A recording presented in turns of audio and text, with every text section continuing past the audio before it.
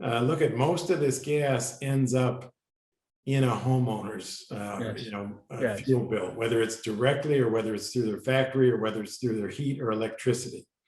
And none of those consumers have their incomes fluctuate with oil price.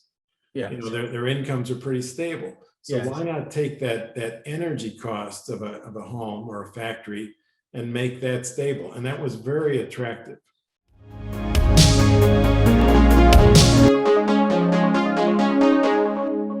Is the cost, the total cost of consuming a gas in these countries, is that cost competitive compared to coal?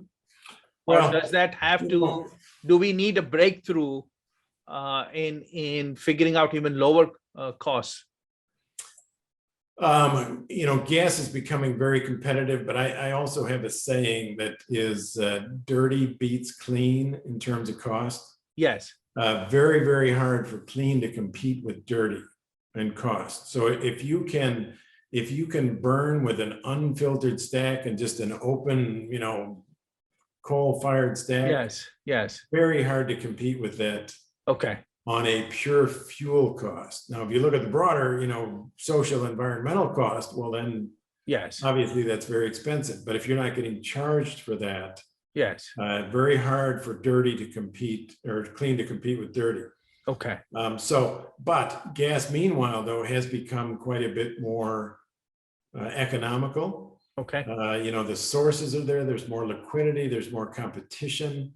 One of the things I would like to see happen in the gas industry in terms of pricing is move to a more stable price. Yes. The gas industry is still largely a capital-intensive infrastructure. So it really can be priced more like a pipeline. I grew up early days in the pipeline business.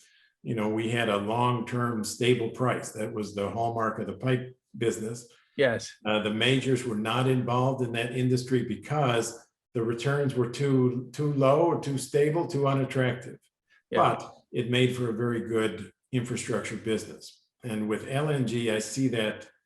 I would like to see that coming. In Alaska, that's the way we were pricing it. It was largely an infrastructure project, so we had the ability to price on a stable price. And my message to the countries, the buying countries, is look at most of this gas ends up in a homeowner's yes. fuel bill, whether it's directly or whether it's through their factory or whether it's through their heat or electricity. And none of those consumers have their incomes fluctuate with oil price. Yes. Their incomes are pretty stable. So yes. Why not take that energy cost of a home or a factory and make that stable? And that was very attractive. And I think the gas industry can do that. I do not think that the gas industry has to have the volatility of oil introduced into it. Much of the world's yes. LNG, yes. particularly in Asia, is still priced against oil. And it's the way a lot of the sellers liked it. It's the way the industry grew up. A number of the buyers liked it that way because that was their competing fuel. But as we look at a globe that's really, really moving to more and more methane, for the electric and for the heat, I would like to see that stability that I know we can do in gas. I would like to see that come into the equation. And I think from a gas industry point of view, bringing stability into the pricing equation will increase the global demand and global attractiveness of natural gas. So how do we bring stability? I mean, right now, gas prices are reflective of the amount of gas storage in primarily the US, and it's affected by weather. It is affected by how much production there is.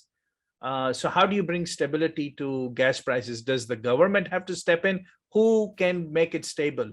Well, I think in terms of if we look at the LNG industry, it's largely a capital intensive industry. So okay. We've got pipelines, we've got large liquefaction facilities, large capital projects. You've got shipping, capital projects. Yes. Import terminals, capital projects. Demand side, you got pipelines, you got residential distribution, all capital projects. Yes. So the volatility, if we want to reduce it, down to the the commodity side, which is the natural gas, Yes. side, let's say, maybe we have to live with some of that volatility. But what we've also seen with this shale development, so this is not the case with every gas development in the world, Yes. but with the shale development, that's largely become manufacturing. So it used to be, the Yes. E&P industry, exploration and production. Yes. Shale has largely removed the E risk, as I say. Yes. So the exploration risk is gone. It's now Yes. production. So it Yes. becomes more manufacturing.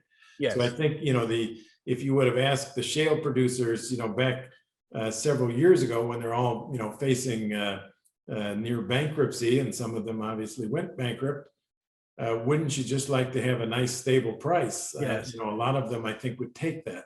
And we see that now in some of the sellers that they're, the gas producers, they're willing to take, predictable prices, or prices different than, a pure Henry Hub kind of index, or Yes. even an oil index. Yes. And so it depends on to some extent, the industry, to some extent, the seller. So if we move to a country like Qatar, they've got enormous gas resource underground, but they're still of a mind, to price it on an oil index. And there's a lot of LNG sellers out there that want gas to look like oil. Yes. And I can understand that. The oil industry has been good, for many companies. Yes. Yes. But I guess what I'm arguing is that if we introduce stability into the equation, that will accelerate the demand for natural gas globally. And I think that's particularly achievable for the LNG sellers. Yes. And that comment is particularly applicable to those sellers. It'll increase the demand for LNG.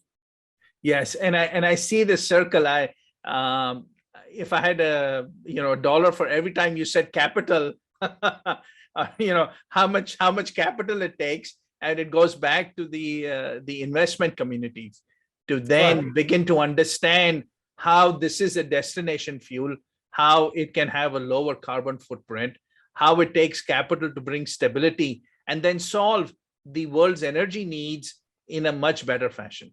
Right. And I think too, from the financial community point of view, there's parts of this value chain that are just pure capital, and it takes big capital. Yes. And ideally, big capital has some longer term contracts that are predictable. And I think there are some big sellers out there that are trying to move the industry into a shorter term contract, which makes it much tougher for, a company like a Cheniere, let's say, that did not have a big balance sheet when it started. Yes. To really develop a big project. And yes. I'm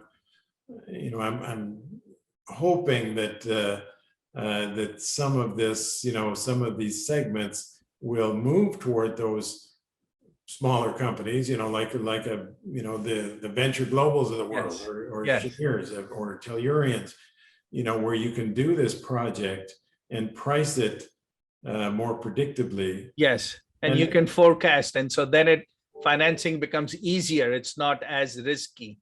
Right, and again, in the pipeline business, the majors had no interest in the pipeline business, and that's why you don't see any oil majors that are owners of big natural gas pipelines, because they're stable. They're like utilities. They're great for insurance companies, pension funds, that kind of thing. Yes. And you take a project like Alaska, that was one of its, quote unquote burdens. It had a big pipeline. And so because of that, the major producers that you might have thought, would develop the project, it's like, look, that's an earnings drag on the project from their point of view.